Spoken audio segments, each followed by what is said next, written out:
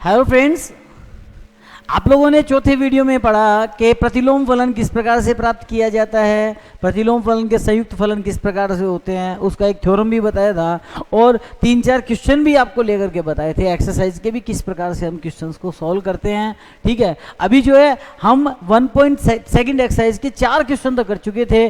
5वां क्वेश्चन जो है वो वैसा ही है जैसा हमने किया है, तो इसलिए मैं आप पर छोड़ता हूँ और छठे क्वेश्चन पे हम आते हैं कि R2R डिफाइन है और लिखा हुआ है fx equal to cos of x plus 2 और हमसे पूछा है कि क्या f इनवर्स विद्यमान है। देखो दोस्तों, यहां ये जो बात है ये बात ठीक वैसी है, लेकिन चूंकि क्वेश्चन थोड़ा डिफर है इसलिए समझना जरूरी है। ट्रिगोनोमेट्रिकल फंक्शन है, त्रिकोणमिति आप 11th में पढ़ चुके हो, आपको कॉस के प्रांत और परिसर के बारे में अच्छी तरह से नॉलेज है, लेकिन फिर भी मैं यहां आपको ये बता रहा हूं कि दिया गया फलन जो है f ऑफ x है और equal to cos x plus 2 है और हम जानते हैं कि कॉस का फलन जो होता है उसका प्रांत रियल नंबर लिया जा सकता है, कोई प्रॉब्लम नहीं है इनवर्स फलन के लिए प्रांत। लेकिन ऐसी स्थिति में फलन जो है वो क्या हो जाएगा, बहुएकी हो जाएगा। क्या हो जाएगा, बहुएकी। देखिए आप, अगर आपको ध्यान में है तो कोस का ग्राफ हम बनाएं, मैं यहां ग्राफिकली भी बता देता हूं, हालांकि इसकी जरूरत नहीं पड़ेगी आपको एग्जाम के टाइम में, फिर भी मैं बता देता हूं। ये x प्लस 2 है तो -2 से ये 0 की वैल्यू देता है, -2 पर ये किसकी वैल्यू देता है, ये -1 हुआ, -2 पर ये किसकी वैल्यू देता है, 0 की।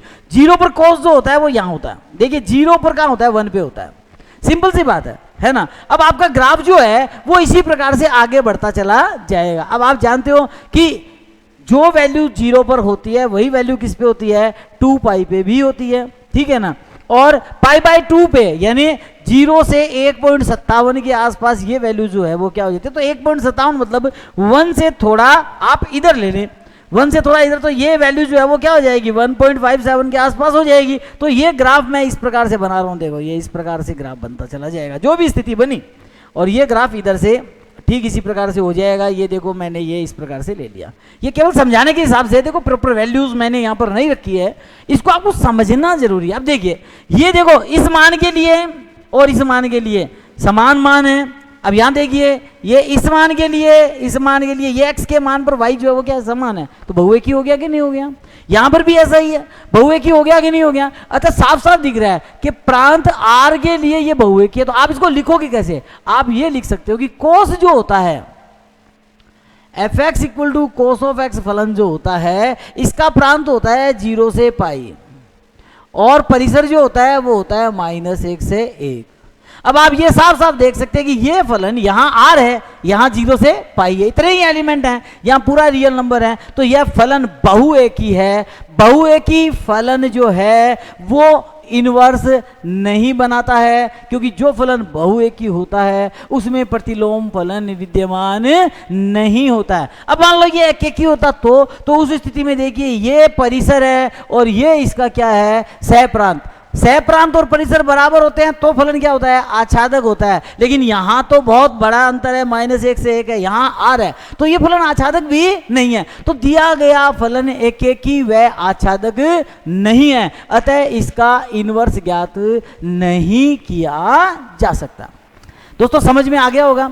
7th क्वेश्चन में भी इसी प्रकार से आपको इनवर्स निकालना है, 2 सेट दे रखे हैं, तो इसे आप अपनी प्रैक्टिस में लें और प्रैक्टिस में लेने के बाद जो है आपको अगर क्वेश्चन नहीं आता है तो आप कमेंट बॉक्स में मुझसे पूछ सकते हैं। अब हम स्टार्ट करते हैं द्विचर संक्रिया।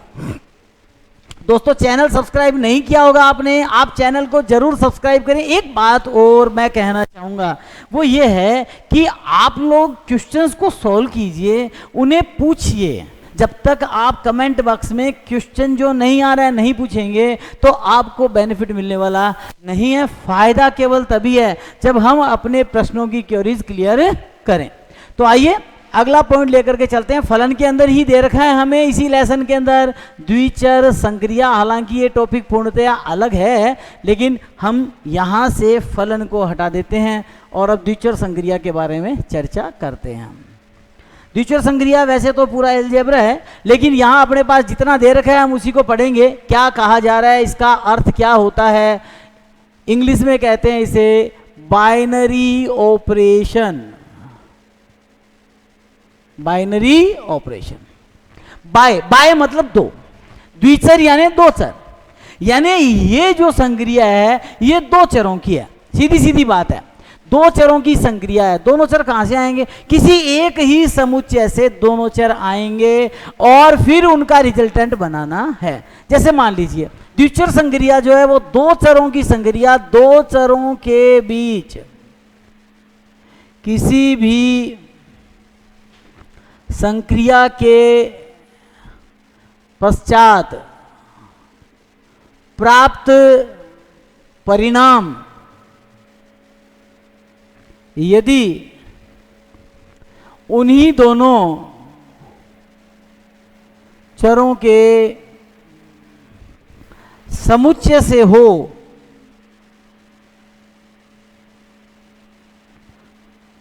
तो द्विआधारी भी कहते हैं, सॉरी यहां द्विआधारी लिखो ज्यादा बढ़िया है, द्विचर की जगह द्विआधारी, ठीक है ना। तो यहां हम कहेंगे समुच्चय से हो तो इसे द्विआधारी संक्रिया कहते हैं। द्विआधारी मतलब दो का आधार है,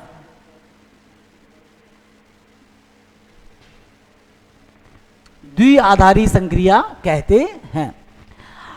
द्विआधारी संक्रिया को विभिन्न रूपों में रिप्रेजेंट कर सकते हैं। जनरली हम इसे स्टार से, ओ से, या फिर ये मेडिकल साइन जो आपका होता है इससे रिप्रेजेंट करते हैं। क्योंकि एप्लीकेशन संक्रिया जो है वैसे तो हम देखो प्लस कहते हैं, माइनस कहते हैं, गुणा कहते हैं, भाग कहते हैं, यूनियन है, इंटरसेक्शन है, ठीक है ना, ये सभी संक्रियाएं हैं, ठीक है ना। लेकिन यहां इससे करेंगे क्योंकि ये जो है ये इन सभी संक्रियाओं का रिप्रेजेंटेशन है। क्वेश्चन किस प्रकार से होता है और हम इसे किस प्रकार से चेक करते हैं। तो मान लो आपको दिया एस, ठीक है, ये एक द्विआधारी सच ये एक द्विआधारी संक्रिया किसके बीच में, एन और एन के बीच में। अब द्विआधारी में आपको क्या लिखना है, एन और एन, यानी दोनों सेट एन हो गए तो परिणामी भी किससे आना चाहिए, एन से आना चाहिए। ये मैंने यहां एस लिखा है, इसकी जगह मैं स्टार लिख देता हूं। स्टार एक द्विआधारी संक्रिया किसके बीच में, एन स्टार एन बराबर क्या आना चाहिए, ये तरीका इसका मतलब दो अवयव तो डेफिनेटली आपने जो लेने हैं वो एक ही समुच्चय से लेने हैं, ठीक है ना, और तीसरा अवयव भी वही होना चाहिए। जैसे साथ में ये दिया है, स्टार किसको डिनोट करता है, स्टार यहां डिनोट करता है ए प्लस बी को, यानी स्टार किसको बता रहा है, ए स्टार बी बराबर ए प्लस बी। स्टार किसको बता रहा है, प्लस को बता रहा है। समझ गए मेरी बात। तो अब देखिए अगर मैं इसको रिप्रेजेंट करता हूं तो मैं देखूंगा ये द्विआधारी है या नहीं है। देखिए मैंने लिया एक नेचुरल नंबर 2 ले लिया, स्टार लगा दिया, 3 ले लिया, बराबर में मुझे क्या मिल गया, 5। मैं जानता हूं 2 + 3 बराबर क्या होता है, 5 ही होता है। और ये तीनों ही जो हैं वो किससे बिलोंग होते हैं, नेचुरल नंबर से बिलोंग होते हैं। ये भी नेचुरल, ये भी नेचुरल, ये भी नेचुरल, अर्थात यह एक द्विआधारी संक्रिया है। यानी हमने ये फाइंड आउट करना है पहले कि दिए गए प्रोसेस में संक्रिया द्विआधारी है या नहीं है। द्विआधारी संक्रिया के लिए हम ये बड़ी आसानी से कैलकुलेट कर सकते हैं। हमने एक एग्जांपल लिया, दूसरा एग्जांपल भी ले लेते हैं कि ये द्विआधारी संक्रिया है। हम दूसरा एग्जांपल लेते हैं। मान लो हमने ले लिया स्टार जो है सच दैट हमने ले लिया आर स्टार आर, ठीक है ना, और मुझे क्या मिलना चाहिए, आर मिलना चाहिए, ठीक है। और मेरे पास जो एग्जांपल है वो है ए स्टार बी बराबर ए माइनस बी।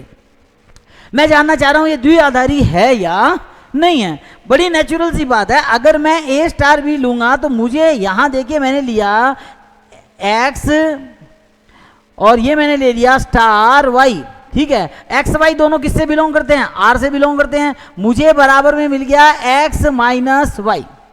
बात समझ में आ गई कि नहीं आई, आ गई। अब अगर मान लीजिए मैं ये बात कहता हूं कि x माइनस वाई जो मुझे प्राप्त हो रहा है वो हमेशा किस में से है, रियल नंबर में से, बिल्कुल सही है। देखिए अब यहां अगर मैं इसे घटाऊंगा, संख्या छोटी हो चाहे संख्या बड़ी हो, हमेशा मुझे क्या प्राप्त होगा, रियल नंबर ही प्राप्त होगा, चाहे वो माइनस में आए चाहे वो प्लस में आए। तो ये माइनस में भी माइनस की संक्रिया भी जो है वो स्टार संक्रिया जो है वो क्या हो गई, रियल नंबर के लिए क्या हो गई, द्विआधारी हो गई। लेकिन अगर मैं एक एग्जांपल यहां पर और लेता हूं, क्या मैंने लिया star star such that n star n to n, मैंने ये एक द्विआधारी संक्रिया ले ली, ठीक है, और मुझे यहां पर दे दिया a star b equal to a minus b, ये दे दिया। अब मैंने यहां पर कोई भी संख्या ली, गौर करना, मान लो मैंने लिया यहां 3, यहां स्टार लगाया और यहां मैंने 1 ले लिया, ठीक है, तो मुझे मिला 3 माइनस 1 बराबर 2, नेचुरल नंबर है, कोई प्रॉब्लम नहीं है।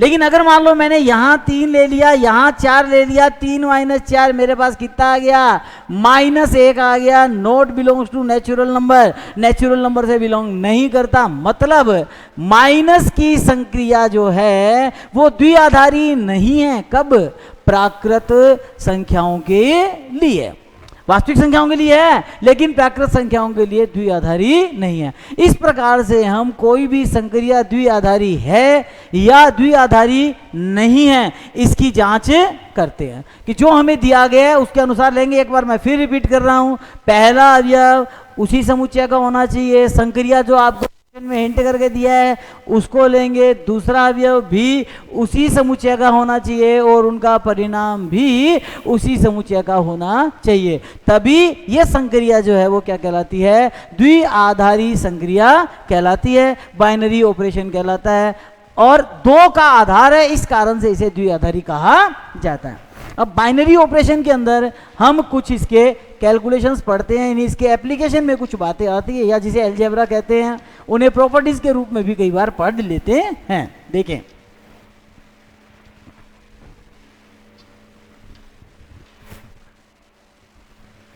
बाइनरी ऑपरेशन में अब हम बात करते हैं कि क्या बाइनरी ऑपरेशन क्रम विनिमय, ये इसके गुणधर्म है। देखो गुणधर्म मैंने आपको ज़्यादा एग्जाम्पल्स बोल करके इसलिए नहीं बताए हैं क्योंकि जब आप क्वेश्चंस करेंगे उसे समझेंगे, जो तरीका मैंने बताया है उसको आपको लागू करना है। अब आपको वहाँ जो चीज़ नहीं आएगी तो आप मुझे उससे बेहतर तरीके से पूछ सकते हैं। जैसे मान लो अपने कौन से संक्रिया जो है वो बाइनरी नहीं है, ये चीज़ हम अगर देखना चाहें तो मान लो अगर हम रियल समुच्चय लेते हैं, रियल नंबर का समुच्चय है, तो उसमें भाग की जो संक्रिया है, भाग की संक्रिया यानी a स्टार b बराबर a बटा b, वो बाइनरी ऑपरेशन नहीं है, ठीक है ना, बाइनरी ऑपरेशन नहीं है। क्यों नहीं है, होना चाहिए क्योंकि भाग देने पर अपने पास कोई भी वैल्यू क्या आती है, तो वहां एक कंडीशन है कि जो हर का भाग है वो 0 नहीं होना चाहिए, तब वो रियल नंबर में क्या हो जाएगा, बाइनरी हो जाएगा। लेकिन प्राकृत संख्या में वो बाइनरी नहीं होता है।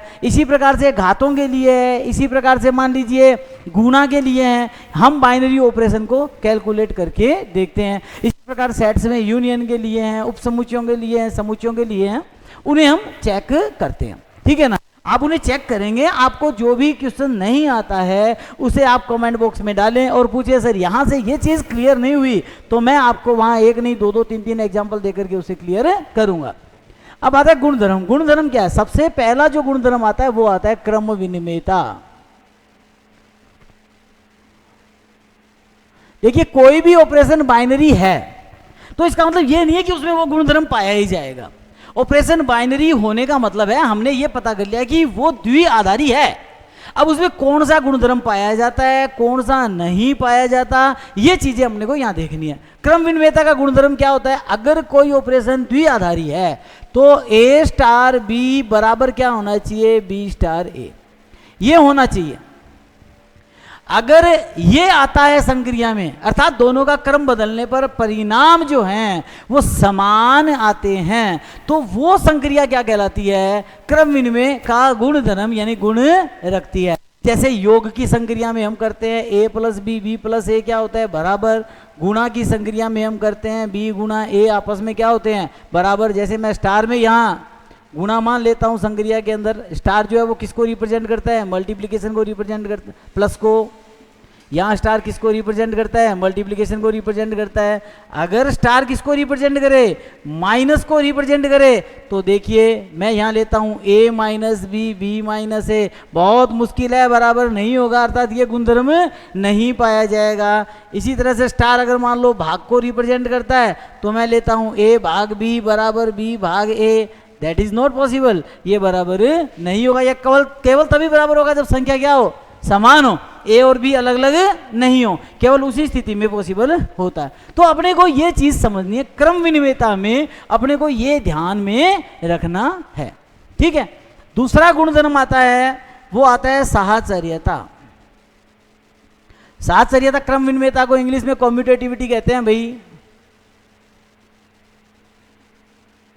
ठीक है, और साहचर्यता को एसोसिएटिविटी कहते हैं। साहचर्यता में क्या होता है, साहचर्यता में आपके पास स्टार संक्रिया जो है वो 3 एलिमेंट के बीच में होती है, यानी ये होता है ए स्टार बी स्टार सी बराबर होता है ए स्टार बी और स्टार सी। साहचर्य संक्रिया समान होती है या नहीं, बिल्कुल प्लस में तो समान होती है, ए प्लस बी प्लस सी कैसे ही जोड़ो कैसे ही घटाओ कोई फर्क नहीं पड़ता, लेकिन माइनस वाले के अंदर थोड़ा गड़बड़ होती है। देखते हैं जरा, स्टार अगर मैं क्या मानूं, प्लस मानूं, ठीक है, तो मैं जानता हूं ए प्लस बी प्लस सी अगर मैं लेता हूं तो ये ए प्लस बी प्लस सी के ही बराबर होगा, कोई प्रॉब्लम नहीं है। और अगर मान लो मैं स्टार क्या लेता हूं, माइनस लेता हूं, तो यहां मुझे मिलता है ए माइनस बी माइनस सी और ये मिलता है ए माइनस बी माइनस सी। तो देखिए यहाँ साफ साफ है, ये हो गया ए माइनस बी प्लस सी, और ये देखो गणित के नियमानुसार हम समझते हैं ए माइनस बी माइनस सी, तो ये दोनों बराबर नहीं होंगे। साफ साफ क्लियर हो रहा है। तीसरी स्थिति में ले रहा हूं, स्टार जो है वो किसको रिप्रेजेंट करता है, क्रॉस को, गुणा को रिप्रेजेंट करता है, तो मुझे क्या मिलता है ए क्रॉस बी क्रॉस सी, और ये जो है ए क्रॉस बी क्रॉस सी, और ये 100% बराबर होते हैं किसी भी सेट के लिए। आप रियल नंबर में, मैं सभी चीज़ें रियल नंबर में बता रहा हूँ, रियल नंबर के लिए इन चीज़ों को आप देख सकते हो, कोई समस्या नहीं है। अब मैं लेता हूं यहां पे स्टार डिवीजन के लिए, ये भाग हो गया, तो ए और यहां भाग का चिन्ह है, बी भाग सी है, देखिए, और यहां जो है ये है ए भाग बी और ये भाग क्या है, सी है। आप बड़े ध्यान से समझिए, मैं इसको क्या लिख सकता हूं, मैं इसको लिख सकता हूं ए, ठीक है ना, भाग यानी बटा, और इसे मैं लिख सकता हूं बी बटा सी। मैं जानता हूं ये एलिमेंट कहाँ चला जाएगा, ऊपर चला जाएगा, बड़ी सिंपल सी बात है। तो मुझे ये मिला ए सी बटा बी, ओके, और यहां मुझे क्या मिला, देखिए बराबर में यहां मुझे मिला ए भाग बी, इस पूरे के अंदर इसका भाग देना है, तो यहां इसका भाग लग गया, ये गुणा में क्या हो गया सी, तो ए में बी सी का भाग है, ए सी में बी का भाग है, अतः ये आपस में बराबर नहीं है। बहुत सिंपल सी स्थिति है, देखो यहाँ बी में सी का भाग देना है, फिर उस पूरी संख्या का ए में। उदाहरण के तौर पे भी समझ सकते हैं, मान लो मैंने यहाँ 8 ले लिया, भाग ये ले लिया 4 भाग 2, तो मैं पहले इसमें भाग दूंगा, मेरे पास कितना आएगा 2 आएगा, 2 का 8 में भाग दूंगा, मेरे पास परिणाम कितना आएगा 4 आएगा। अब देखिए मैंने यहाँ लिया, मैंने लिया 8 भाग 4, फिर भाग क्या लिया 2, मैं 4 का भाग दूंगा 2 आएगा, 2 में 2 का भाग दूंगा 1 आएगा। दीज आर नॉट इक्वल, ये दोनों आपस में बराबर नहीं है, साफ साफ दिख रहा है, दीज आर नॉट इक्वल, दोनों इक्वल नहीं है। तो यहाँ भाग संक्रिया जो है उसमें साहचर्यता का गुण नहीं पाया जाता, यहाँ माइनस में भी नहीं पाया जाता, प्लस में पाया जाता है, गुणा में पाया जाता है। बाकी संक्रियाओं को हम काम में लेना चाहें तो हम ले सकते हैं। तीसरी जो बात आती है वो आती है तत्समकता।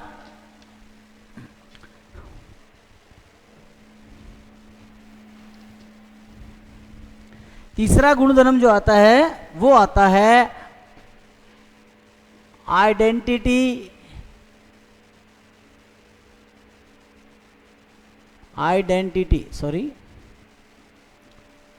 तत्समकता। अब यहां पर यह समझने वाली है तत्समक होता क्या है, y equal to x, sir अभी फंक्शन में पढ़ा था, बिल्कुल सही बात है, y इक्वल टू एक्स तत्समक फलन होता है, लेकिन तत्समकता का गुणधर्म क्या होता है, तो बाइनरी ऑपरेशन या किसी भी ऑपरेशन में अगर तत्समकता की बात करते हैं तो मीनिंग होता है ए स्टार ई बराबर ए बराबर ई स्टार ए, अर्थात जहां ए जो है वो तो किसी स्टार बाइनरी ऑपरेशन में R star R to R है, ये समझ लीजिए, यानी रियल नंबर के सेट में, ठीक है ना, स्टार ऑपरेशन है, उसमें ए स्टार ई बराबर ई स्टार ए अगर है तो ई तत्समक अवयव है, ई तत्समक है, अब आप कहोगे सर ये है क्या, समझ में तो नहीं आ रहा, ई है क्या?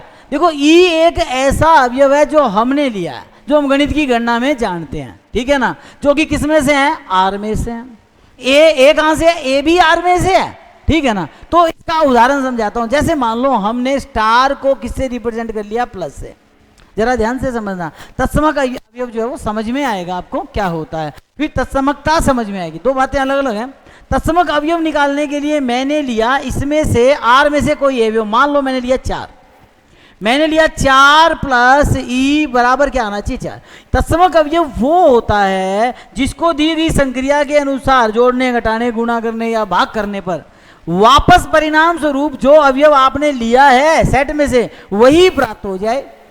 समझ गए? यानी मैंने आर में से क्या लिया, 4 लिया, 4 आ गया, मैं 2 लेता, 2 आता, मैं 5 लेता, 5 आता, 1.2 लेता, 1.2 आता, 3.5 लेता, 3.5 आता। समझ गए?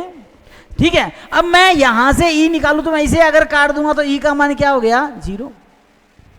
समझ गए? ये कहलाता है, चूंकि तत्समक कहां लिखा हुआ है, दाईं तरफ लिखा हुआ है, प्लस के दाईं तरफ, इसलिए ये कहलाता है दायां तत्समक। क्या कहलाता है, दायां तत्समक अवयव होता है ये, ठीक है। और अगर मान लीजिए मैं इसे इस प्रकार से लिखूं, ये वाली बात है लिखा, तो यहां भी 4 से 4 कट रहा है, ई बराबर क्या आ रहा है, 0। ये कहलाता है बायां तत्समक। और अगर किसी क्वेश्चन में दायां और बायां आ जाता है समान, तो वो उस संक्रिया का क्या बन जाता है, तत्समक बन जाता है उस समुच्चय के लिए।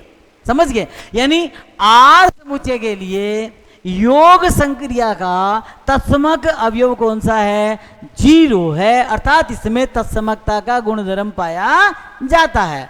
अब आप यहां नेचुरल नंबर लेकर भी इसे प्रूव कर सकते हो, आप इंटीजर लेकर भी इसे प्रूव कर सकते हो, क्योंकि प्लस के लिए तो 0 है सब में, किसी भी प्रकार की संक्रिया है, अगर प्लस में आप 0 तत्समक के रूप में लेंगे तभी आप उसे जोड़ पाएंगे, ठीक है ना।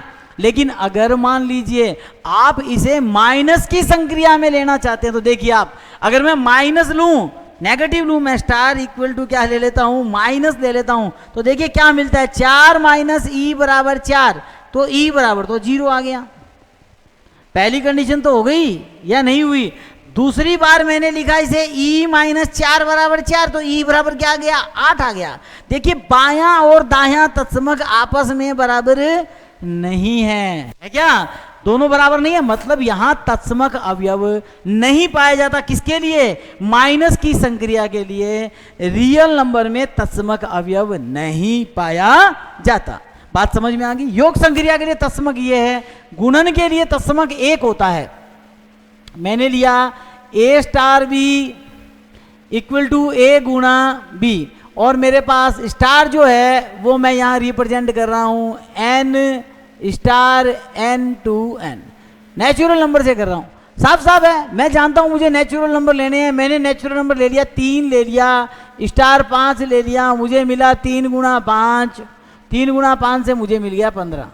ये देखिए आप, मैं क्या चीज बता रहा हूं आपको, मैं आपको बता रहा हूं तत्समक अवयव, यहां बी का कोई रोल नहीं है। ये तो मैंने तरीका बताया कि ये अगर स्टार था तो एक क्रॉस भी था, लेकिन मुझे बताना क्या है, तत्समक। तो तत्समक बताने के लिए मैं यहां जो लिखूंगा वो क्या लिखूंगा, मैं लिखूंगा 3 स्टार ई बराबर 3, और ये लिखूंगा ई स्टार 3 बराबर 3। समझ गए? ये मिला मुझे 3 गुना ई बराबर 3, तो ई का मान कितना हो गया, 1। ये हो गया ई गुना 3 बराबर 3, तो ई का मान कितना हो गया, 1। देखिए दोनों समान है, अर्थात तत्समक अवयव पाया जाता है। यानी गुणन संक्रिया का तत्समक क्या हो गया, 1 हो गया। गुणन संक्रिया का तत्समक क्या हो गया, 1 हो गया। लेकिन भाग संक्रिया का तत्समक विद्यमान नहीं होता है, क्योंकि अगर हम भाग देते हैं तो तत्समक जो है परिवर्तित होता है, क्योंकि संख्यात्मक मान भी बदलते रहते हैं। उदाहरण के तौर पे हम ले लेते हैं, जैसे मान लो मैंने स्टार जो है उसको किससे रिप्रेजेंट कर दिया, भाग से, तो मुझे मिला 5 भाग ई, ठीक है ना, और बराबर में मुझे मिलना चाहिए 5, तो मुझे यहाँ मिला 5 बटे ई बराबर 5, ई इधर चला गया, 5 इधर आ गया, ई का मान क्या हो गया, 1। दूसरी स्थिति मैंने ली सेकंड सिचुएशन में मुझे क्या मिल रहा है, मुझे मिल रहा है ई भाग 5 बराबर 5, तो मुझे मिला ई बटे 5 बराबर 5, तो ई बराबर कितना आ गया 25। दीज आर नॉट इक्वल, अर्थात इसमें तत्समक अवयव नहीं पाया जाता है। इस प्रकार से बहुत से अदर एग्जाम्पल लिए जा सकते हैं, इंटरसेक्शन में ले सकते हो, यूनियन में ले सकते हो। संक्रिया के अनुसार आपको देखना होगा कि उसमें तत्समक अवयव पाया जाता है अथवा नहीं पाया जाता। ये तत्समक अवयव की स्थिति क्लियर होगी। बायां और दायां तत्समक समान होने पर ही तत्समक अवयव मान्य होगा, अन्यथा मान्य नहीं होगा। अगर किसी क्वेश्चन में बायां तत्समक पूछा है तो आप केवल बायां ज्ञात करेंगे, दायां पूछा है केवल दायां करेंगे। क्वेश्चन में यह पूछा कि कौन सा तत्समक अवयव विद्यमान है, तो आपको जो भी मिल रहा है आप उसका जवाब देंगे। लेकिन अगर क्वेश्चन में यह कहा जाए कि तत्समक अवयव ज्ञात कीजिए, तो दोनों समान होने पर ही ज्ञात होगा, अन्यथा ज्ञात नहीं होगा। अब जो बात आती है वो आती है प्रतिलोम। द्विचर संक्रिया की लास्ट प्रॉपर्टी है ये। उसके बाद क्वेश्चंस पे आ सकते हैं अपने आराम से।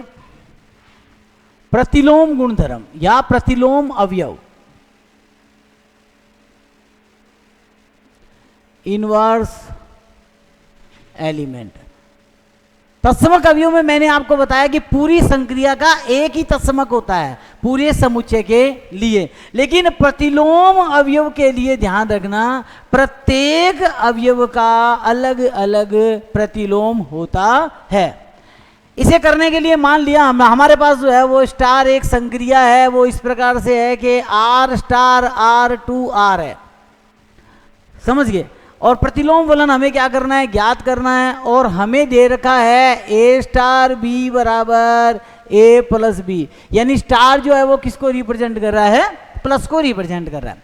ध्यान से समझना, यहां पर जो B है वो प्रतिलोम होता है। और प्रतिलोम ज्ञात करने का फॉर्मूला क्या होता है, प्रतिलोम क्या है, प्रतिलोम वास्तव में कोई एक अवयव हमने किससे लिया, यहां से लेना है R में से कोई एक अवयव लिया, उसके साथ दूसरे अवयव जो कि यहां से ही लेना है की संक्रिया करवाने पर बराबर में मुझे मेरा तत्समक चाहिए।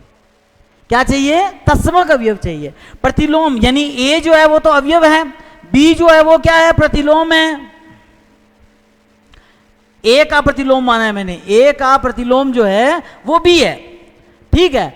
और E जो है वो क्या है, तत्समक है। किसका तत्समक है, किसका, प्लस का। E जो है वो तत्समक है किसका, प्लस का। मेरी बात समझ गए। अब मुझे पता है प्लस का तत्समक क्या है, प्लस का तत्समक 0 है। प्लस का तत्समक रियल नंबर सेट के लिए क्या होता है, 0। किसके लिए, योग के लिए। योग के लिए प्लस का तत्समक क्या होता है, 0। अब मैंने ले लिया A प्लस बी, समझ गए। तो B का मान क्या निकल रहा है, B का मान आ रहा है -A। अर्थात मेरे पास क्या आ गया, प्रतिलोम A का प्रतिलोम जो है, A का प्रतिलोम जो है प्रतिलोम अवयव क्या आया, -A। क्या प्राप्त हुआ, -A। A - A जोड़ेंगे तो 0 आ जाएगा, यानी तत्समक आ जाएगा। यानी अगर रियल नंबर में हम योग संक्रिया देखें तो किसी भी अवयव का नेगेटिव जो है वो उसका क्या होता है, प्रतिलोम अवयव होता है। और प्रत्येक अवयव का प्रतिलोम जो अलग अलग होगा, 4 का -4 होगा, 3 का -3 होगा, 2 का -2 होगा, 1 का -1 होगा, ठीक है ना, -1 का +1 होगा। अलग अलग प्रतिलोम हमें क्या होते हैं, प्राप्त होते हैं। तो इस प्रकार से हमें इसे समझना है कि प्रतिलोम अवयव प्राप्त कैसे किया जाता है। मैंने प्लस की संक्रिया में बताया, इसी प्रकार गुणन की संक्रिया में भी हम इसे ज्ञात कर सकते हैं।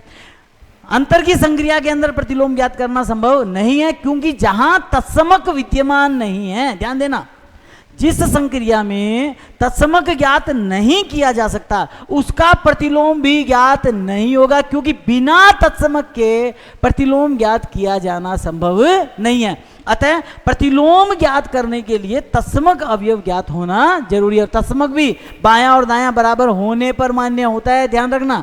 तो इस प्रकार से हम प्रतिलोम अवयव ज्ञात कर सकते हैं, ठीक है ना।